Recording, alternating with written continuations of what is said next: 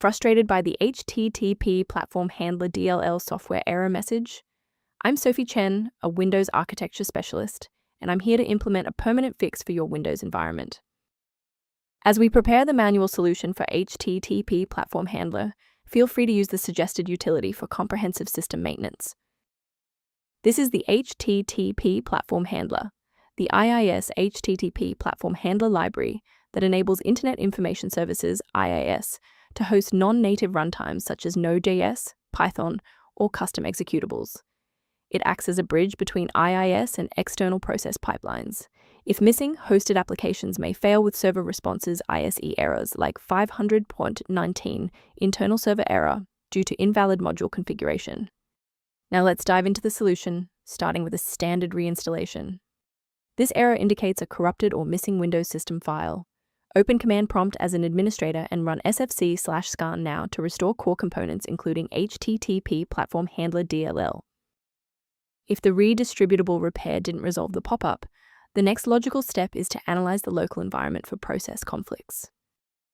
Performing a restart can determine if the error is just a transient environment glitch. A reboot refreshes your system's path variables and can sometimes re-establish a broken link to the HTTP Platform Handler file. Bookmark this video or click the like button now so that you have a shortcut back to this guide after your PC finishes restarting. If the previous steps didn't work, there's one more action we can take to stabilize the environment. Please pause the video if you need to back up your data before we proceed. A restart won't fix broken performance counters, so we'll use step 3 to force a rebuild of those links. First, open Command Prompt as admin. Second, you're going to type lodctr//r, then hit enter.